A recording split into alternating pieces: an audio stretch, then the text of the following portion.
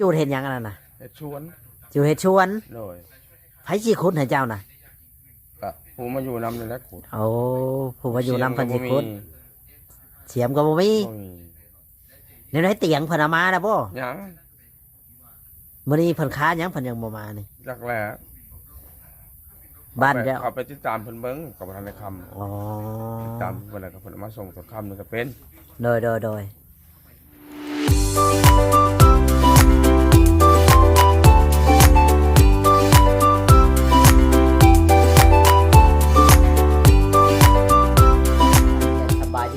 สบายดีพ่อแม่พี่น้อง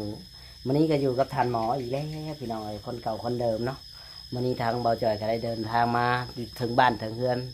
ของท่านหมอพี่น้องมื้อนี้คือว่าท่านหมอนี่เป็นจังใดมื้อนี้ก็เพิ่นได้กินข้าวกินน้ำกับหยังมื้อนี้เนาะเพิ่นกินมื้อแล้วบ่ป่าเฮาก็สิมาสอบถามเพิ่นพี่น้องเนาะหรือว่ายังไปถามกันเลยพี่น้องสบายดีท่านหมอ สบายดี ป้านอนเตียงใหม่เมื่อวันนี้ โดย เอา ร้อน เล เต็ม ย ตอนนั้นนะกินข้าว โอ้ยมันกินข้าว โดย เฮาควงแบบนี้มันกะควงในเนาะทางเจ้าเดิน โดย มันก็สิควงในเนาะนึงประมาณเมตรนึงพี่น้องเลย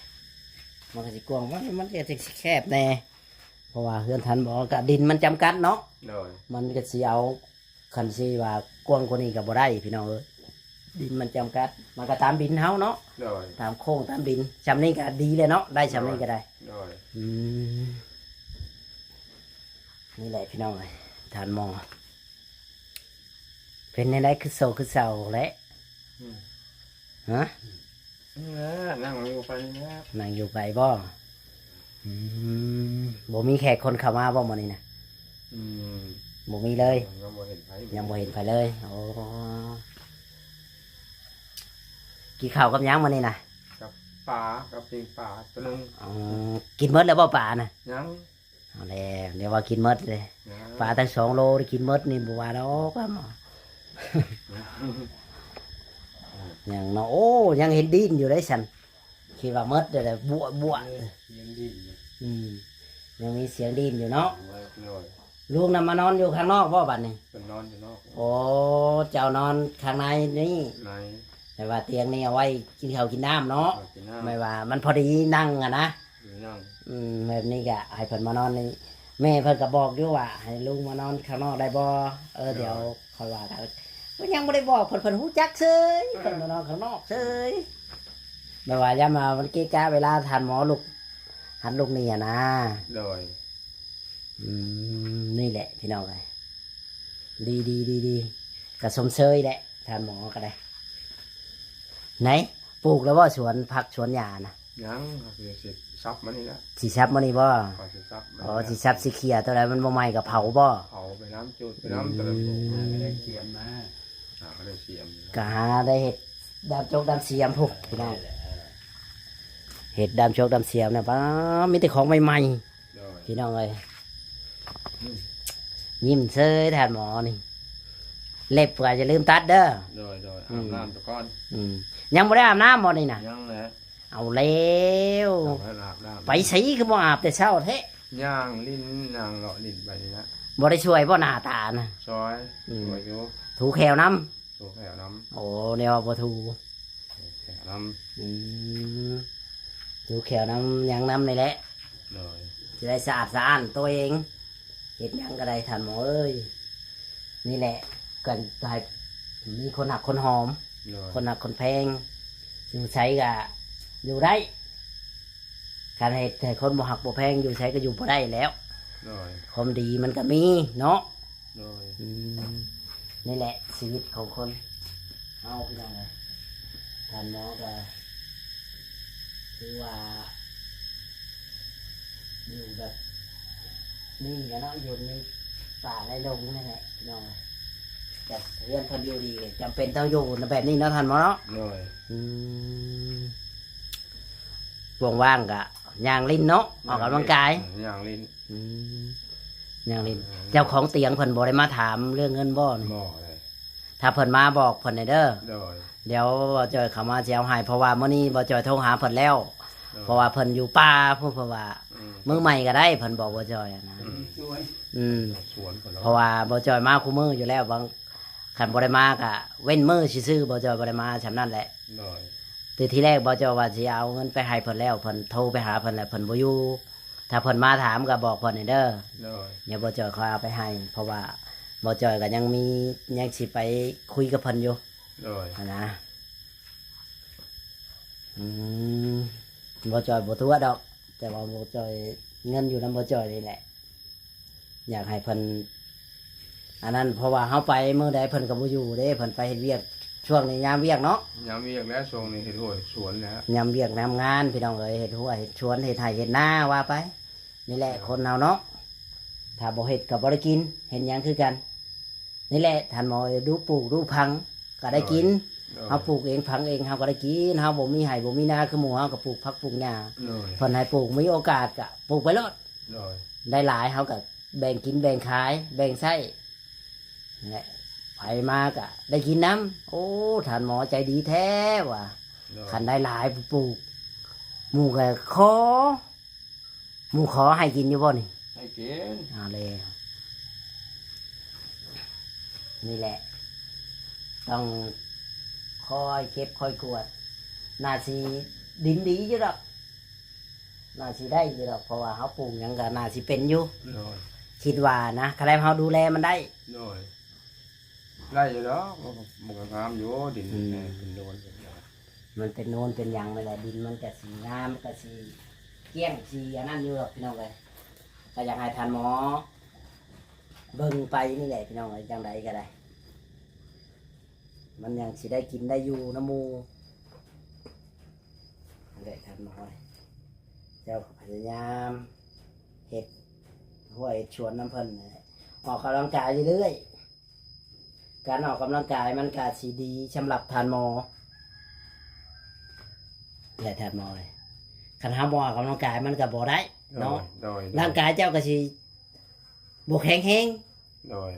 เจ้าอยากเป็นแบบนี้ตลอดบ่หรืออยากให้หมู่สวยตลอดหรือว่าอยากดีกว่าเขา ยังดีกว่าเก่า นั่นแหละ มันเศร้า เจ้า แล้ว แมน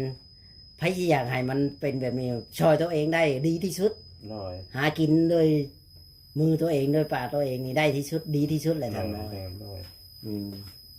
แม่นอยู่หมู่กับเวลาอยู่กับหมู่กะแม่นอยู่ว่าตอนอยู่น้ำกัน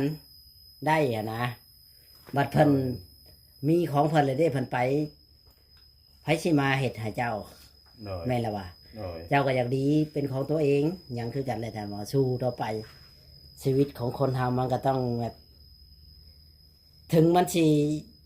ยากชำใดมันก็บ่แพ้ความพยายาม โดยโดย และความสำเร็จมันอยู่ตรงนั้นแหละท่านหมอ โดยโดย คือเจ้าในเห็ดอย่างไรมัน ป๋า ตกใจ อืม เกือบปบพี่น้องคิดว่าผีหลอก อืมป๋า นี่แหละ สู้ต่อไปเลยท่านหมอเป็นกำลังใจให้เจ้า แบบรู้มันขยันค่อยออกกำลังกายออกตีนออกมือให้มันแบบยาน โดย บ่ให้มันตึงอะนะคันว่าเฮาบ่เฮ็ดหยังแล้วเฮากินได้จากนอนอย่างเดียวมันบ่ได้แล้ว ออกให้บีบให้คั่นให้นวดแบบนี้แหละออกกำลังกายมือเจ้าของ มันยังสิได้หายไวขันเจ้าบอกพยายามมีแต่ว่าโอ้ถ้าแต่ว่าให้มันปกติเองมันก็บ่ปกติจะเถื่อแล้วเนาะหยังคือกันแล้ว เจ้าก็ต้องพยายามไปเรื่อยๆพยายามเฮ็ดพยายาม ออกกำลังกายกล้ามมือกล้ามเนื้อเจ้า ยืนแน่ อืมยืนแน่นั่งแน่ก็ว่าไป นั่งแน่ อืม มันยังเข่งอยู่นะเห็นบลันบลา อืม อ่า นั่นแหละ พยายาม ออกกำลังกายโมเมนว่า กินแล้วอยากนอนอย่างเดียวบ่ได้แล้วมันก็บ่ได้ เห็นหยังคือกัน เจ้าบ่ช่วยตัวเองไผสิช่วยเจ้าตะวันต่อไป เหมือนนั่งแม่งเหมือนไหม แมน เหมือนเข้าไปใครแน่ มันต้องช่วยด้วยตัวเองเห็ดด้วยตัวเอง มันอย่างสิรอดเห็นหยังก็ได้ โดย แม่นอยู่ดอก ตอนนี้ว่ามีลุงเพิ่นมา ให้เป็นกำลังใจมาเห็ดอยู่เห็ดกิน มาอยู่เป็นหมู่เป็นเพื่อน บัดชักวันหนึ่งลุงเพิ่นมีเป็นของตัวเองได้ฉาชะงอดว่าเพิ่นมีผู้ใหญ่ใจะดีเห็ดบ้านเห็ดช่องให้เพิ่นหรือว่าให้เพิ่น มีคนมาเอาเพิ่นไปอยู่นํหรือลูกเต้าเพิ่นบ่หรือว่าจังใดก็มีเฮาก็เว้าบ่ได้เนาะวันข้างหน้าไผสิจักอันนี้มันก็มองบ่เห็นอนาคตนะ โดย แต่ตอนนี้ก็ให้ท่านหมอลองช่วยตัวเองแล้วก็พยายามเฮ็ดให้มันได้ออกกำลังกายแขนออกกำลังกายขานั่นแหละมือตีน โดย เฮ็ดหยังคือกันแหละมันแบบมันสิได้สะดวกสบายท่านหมอ โดย เองเพราะว่าแนวใดก็ท่านหมอก็อยู่แบบนี้คนเดียวอยู่แล้ว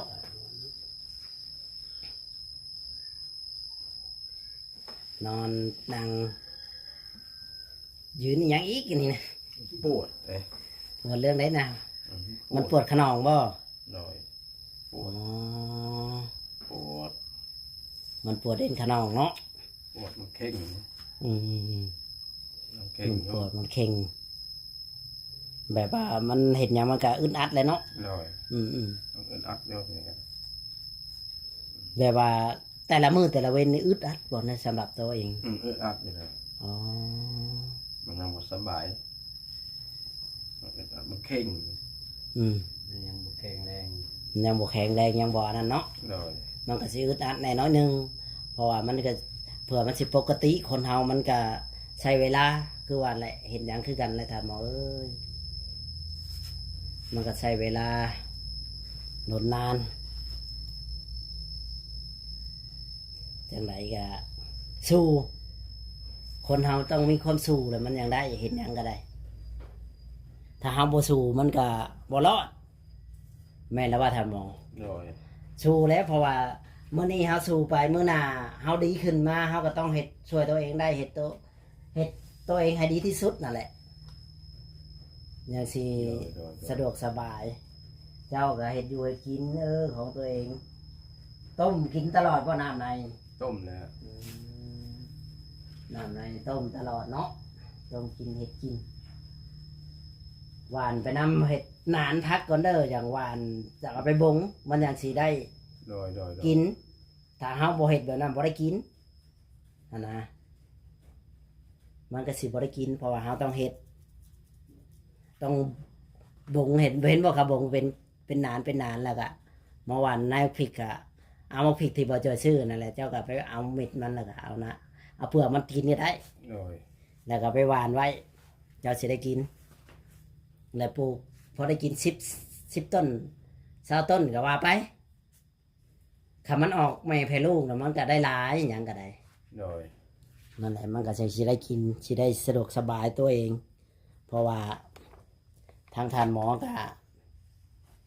สิได้เห็ดก็เห็ดน้ำกันนั่นแหละสิได้แข็งแห้งบ่แม่นหยังเนาะคันว่า เจ้าบ่เห็ดหยังเจ้าบ่นั่นแหละมันก็บ่ได้ท่านหมอสู้ต่อไป เป็นกำลังใจให้ สิไปใช้อีกบ่นี่เนี่ยหรือว่าบ่ได้ไปใช้ ไม่ เลย ได้ไปใส่ อ๋อ มันจะมีอาบน้ำกับสิบพร อืม เดี๋ยวเพื่อนนี่แล้ว เอาน้ำกับสิพักพรแล้วก็ตอนอันนั้นแน่ก็สิไปเฮ็ดสวนบ่ โดยก่อนบาย บ่ายๆเดี๋ยวบ่จอยสิเข้ามาเบิ่ง โดย ถ้าบ่จอยได้เข้ามาเด้อ โดย ก็สิเข้ามาเบิ่งอยู่ว่าทางท่านหมอเฮ็ดบ่หรือว่าแนวใดพากันขุดบ่ได้ว่าดอกให้เฮ็ดดีๆเฮ็ดดีดอกให้มันแล้วมื้อเดียวแล้ว โดย ค่อยขุดไปเทื่อละเทื่อน้อย โดย หั่นนะ มันยังสิ ไปแล้วมันแดดอ่อนๆแน่ ห่วยก็บ่อ่อนบ่ได้คำหลายก็บ่จอมา โดย บ่ได้เห็นแล้ว เอาแบบบ่จอยมาแล้วก็เฮ็ด โดย บ้านเลยแหละ เนาะเพราะว่าคำแล้วห่วยบ่จอยกับมึงแล้วเพราะว่าบ้านไก่อยากมาเบิ่งทานหมอกับลุง ส่งจานม่วงนะฮะ ลุงหยังนะลืมชื่อเพิ่นเลย ต้องคำใส ลุงคำชัยมีแต่ว่าลูกแก้วเรื่อย อืม ๆลืมชื่อเพิ่นเรื่อย ต้องคำใส ๆอ๋อลุงคำชัยเพิ่นนี่แหละซอยกันเฮ็ดนั่นแหละอยู่นํกัน2เท่า โดย มีหยังก็ปรึกษากันคุยกัน โดย มีหยังก็มีแต่ลุงคำชัยเด้อเนาะเฮ็ดให้เจ้าทุกอย่าง โดย อืมลุงคำชัยดีป่ะเจ้าวะ ดีแหละ ไผสิเห็นให้เจ้าปานนี้แม่น โด บ่ ยเราเห็นประเทศดีได้เป็นมาสั่งความดีน้ำหนาก็ดี ขนาดแม่ใหญ่ใจดีเพิ่นก็ยังดีกับเจ้าดิ โ โดยโดย ก็ลุงกับใช้อีกคนหนึ่งที่ว่ามาเห็ดอยู่เห็ดกินนะเจ้า โดย สักเสื้อสักผ้า โดย หน้าเพตักน้ำตักนายให้เจ้าอาบ โดยโดยโดย ว่าเราบดีนี่ห้อยเราหาย โดยโดยโดย แม่นละว่า โดย เจ้าพูดออกจากใจบ่นี่หรือว่าว่าตัวนี่ โอ้พูดออกจากใจแล้วแหละ อืมคิดว่าตัวเราพังอยู่ใดเนาะ โดย เราเห็ดกันย้อนว่าความดีของเจ้า โดย เจ้าก็มีความดีอีกอย่างหนึ่ง โดย ลุงเขาใช้ยังมาอยู่น้ำเจ้าได้ โดย ถ้าเจ้าบ่มีความดีหน่อยขันบุญบ่สมพงษ์กันบ่มีไผดอกจะมาอยู่ร่วมกันได้แม่นละวะ โดยโดยโดย อยู่แล้วก็ไป โดย อยู่แล้วก็หนี้ โดย ผู้ใหญ่ใจดีจังว่าถ้าลูกเขาใช้เพิ่นว่าเพิ่นสิมาตัวบ่อย่างเช่นอย่างมาตัวว่าบ่มีหัดบ่มีนี่ก็แล้วแต่เพิ่นเราก็ยังว่าแบบนี้ โดย แล้วสิหังสิมีก็อย่าเพิ่นก็เพียงแต่ว่าอยู่กับท่านหมอเฮ็ดอยู่เฮ็ดกินเนี่ยเพิ่นก็พร้อมสิสนับสนุนแล้วก็ให้ความเอ็นดูแม่นละวะ โดย คนเฮาแล้วสิมีหรือบ่มีก็มันอยู่ที่เรานะ โดยโดย เราก็ว่าเราบ่มีของเราบ่ได้มีหยังคือกันกับท่านหมอ แต่ว่าเมื่อก่อนน่ะเราเคยมี โดย แต่ตอนนี้เราต้องอัพเราก็บ่มีหยังคันเรามีเราก็คือสิบ่มาแบบนี้ดอก โดย แม่นละวะ โดย ไผสิอยากมาแม่ว่าอยู่เฮือนเจ้าของบ่ดีบ่ซะ โดยโดย เนาะมันก็แบบนี้แหละคนเฮามันก็ต้องเฮาดูหน้าเมื่อก่อนเห็นชีวิต คนเฮาอ่ะดี แต่ตอนสุดท้ายมันต้องอัพกับมีคนเฮา โดย ชีวิตมันบ่คือกันเฮาใช้ชีวิตผิดพลาดเนี่ยมันก็ผิดพลาดแล้วได้ทำอ้อยยังคือกัน โดย สู้ต่อไปนั่นแหละอย่างไรก็เป็นกำลังใจให้ท่านหมอสู้ๆทางบ่จ้อยก็เว้าหลายเลยพี่น้องกันเนาะคลิปก็สิยาวไปแน่เนาะก็สิขอจบคลิปไว้ก่อนพี่น้องเลยเนาะพอพบพ่อกับอีพีต่อไปพี่น้องเลยเนาะคลิปนี้ก็สวัสดีและสบายดีท่านหมอ สบายดี โดย